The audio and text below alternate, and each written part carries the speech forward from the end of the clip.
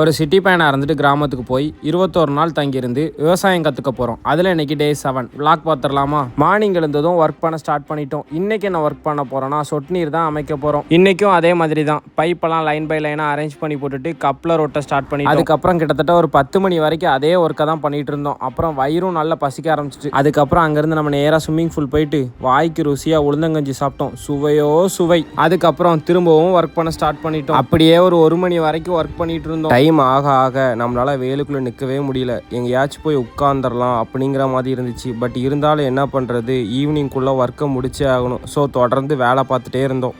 அதுக்கப்புறம் அப்படியே போயிட்டு தண்ணி குடிச்சிட்டு ஒரு 5 மினிட்ஸ் ரெஸ்ட் எடுத்துகிட்டு திரும்பவும் ஒர்க் பண்ண ஸ்டார்ட் பண்ணி அதுக்கப்புறம் அழிஞ்சு போன வாழையில் சுற்றி வச்சிருந்த சொட்டு நீர் ஓசெல்லாம் பைக்கில் எடுத்துகிட்டு வந்தோம். அதுக்கப்புறம் சொட்டு நீர் ஓசெல்லாம் பரத்தி போட்டுட்டு அதை எல்லாத்தையும் விரித்து போட்டு முடிக்கவே கிட்டத்தட்ட 5 மணி ஆகிட்டு. அதுக்கப்புறம் அங்கேருந்து பக்கத்து வயலுக்கு போயிட்டோம்.